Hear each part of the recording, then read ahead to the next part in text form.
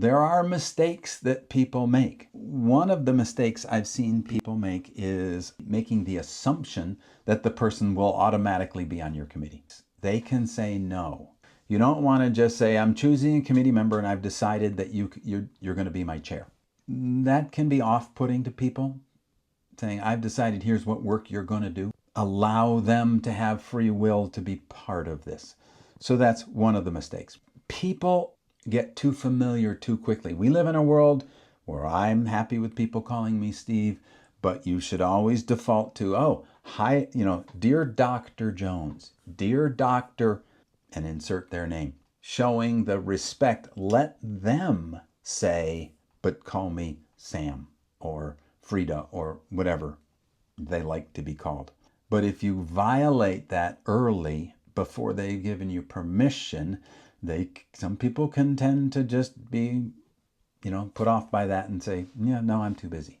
Another mistake I've seen is when you tell someone, I want to do research, a qualitative study on a certain thing, and this person has never done any qualitative research in their life, or never been involved with qualitative research, or quantitative, it can work the other way, meaning you haven't explored who they are, and they more often than not are just going to reject your foray into getting them on your committee.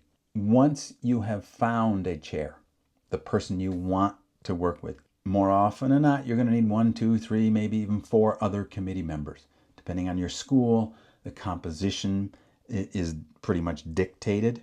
Before you go look for other committee members, it's always wise to ask your now new chair, are there people that you work well with, that you would suggest we have part of this committee? Which is the opposite of saying, are there people you don't want to do work with, that you've had conflicts with? Very few people are going to answer that question, but they are going to tell you who they like, because you can say, I need a methodologist. Is there, someone you recommend for this type of study? I need a content expert.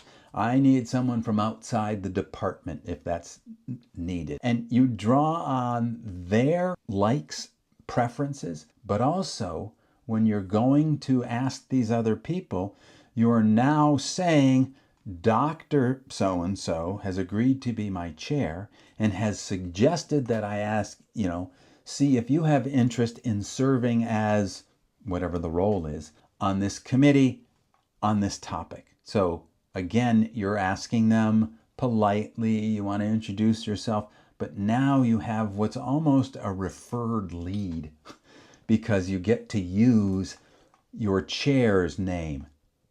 And that's going to get their attention more than you because they don't know who you are. So in my experience, the people who've done this well have started from a position of respect, understanding the uneven balance of power. You don't have a lot of power in this situation. The people who come and say, look, I'm a consumer, you have to meet my needs. School may agree to that, but the individual faculty members are reluctant to be forced into something like that and reluctant to be involved in a nice way. And you want people feeling good at the beginning of the process, not feeling forced into things. I can think of a situation where a committee member left and I was put on the committee. So the student didn't even have a choice. I was just put on the committee. From that perspective, the student really should reach out and try to establish a bond with the new committee member. But what this student said was, well, I got delayed, you've got to approve this. And my response was, look, I understand where you are and I understand your concerns, but I have to read this and make sure that it complies with what's right for the institution, but also for you. So you're going to be putting out a good product. And he balked at that. He said, no, it's got to be done because my plan was to finish at a certain date. And again, I said, I understand you had a plan and I'm going to try to help you as best I can, but I can't just automatically approve. I did what I could for him, but I wasn't happy with the way I was treated. And you want happy committee members. So if a professor says no, they don't want to serve on your committee, that's fine. They have that option. You should go on to somebody else. If there are other options, you move forward and ask another person. Because if somebody says no, you don't just want them to, you don't want to force them into doing something they've already said no to. Should I ask the person in person or by email? More often than not, you're going to have to do it by email. Either you're at an institution where you're in Montana and your committee member or this potential committee member's in Georgia, or you're both in Georgia, but different schedules. It's hard to catch up with them. Office hours maybe sometimes are aspirational as opposed to something that are firmly kept. So an email and allowing a time to set up, asking for a time to set up where you can have a conversation, in person's great. You may not have that as an option. Some people wonder how they impress a potential supervisor or committee member. First, don't try. If you try to impress, they're going to see through it. Be straightforward, tell them what you want to do in a sentence or two, and ask if you can have a conversation. And from that conversation, that's where you get the chance to impress, not by attempting to impress or bringing them flowers or whatever. It's allowing them to see your grasp of the material and your desire to work. Can there be negative consequences of trying too hard? Yeah, there can. People can sense desperation. It's hard to work with somebody who's desperate sometimes. It's also hard to work with someone who already knows the answer. You don't know the answer. You're asking the questions at this point. So if you come in to your potential and say, I want to do research to prove that, insert whatever your area is, they're going to say, well, you already know the answer. Why are we doing the research? You want to talk about, well, what we don't know is A or B or C, and I want to explore that. That shows you have an inquisitive mind and you're involved in the scientific method. What can happen at times is committee members can disagree with each other. And that's okay. A good discussion, a good exploring about different concepts or different ways that look at something can make your paper stronger. You're less likely to get disagreements if you get your committee set up properly at the beginning. But even then, there can be different points of view, different things to talk about, and you comply and go along with that and try to answer what they're looking at. If it comes to the end and committee members still aren't agreeing, that's when your chair has to step in, hopefully a tenured chair, and be able to use some of their power as a chair, and use that term loosely, to help people find a path through to helping you end your journey successfully.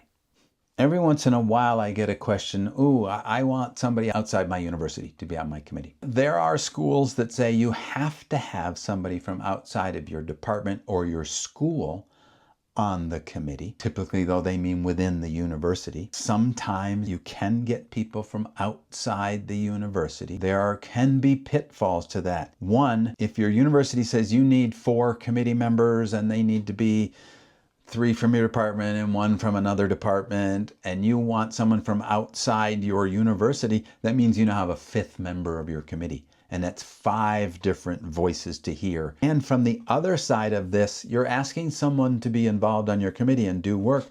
Will your university pay them? A number of times they'll say, no, it's not one of our people. We're not going to pay them.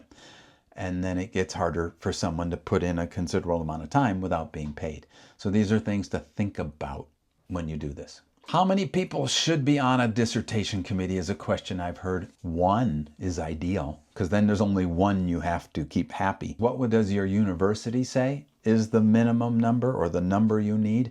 And that's the number you want to shoot for. The typical range of people on a committee that I'm seeing now is anywhere from, counting your chair, 2 to 4. I've seen 5. It's just more people. I've seen one once with 6, and that's more people to comment, but let's think about the other end of this process. If I want to set up a defense or a meeting with 3 people, I'm looking at 3 calendars, me and the 2 committee members. If I've got 6 committee members, I've got 7 calendars that we have to coordinate with, which in this world today, we might be talking 2, 3, 4, 5 weeks out to coordinate that. So if you're on the dissertation journey and you found, what we're talking about to be interesting and helpful, and you're looking for more, join our free groups, because we have master classes and more information like this. All you have to do to join is click the link below, and we'd love to have you in the community. If you are at the beginning of this dissertation process, you're thinking of ideas, and you're thinking, I need a committee, it's exciting. It really is. But you can also, you think about the fact that this is a journey. It's not a straight line, but you will be able to make it. And there's many people out here who are on your side and willing to support you. So good luck.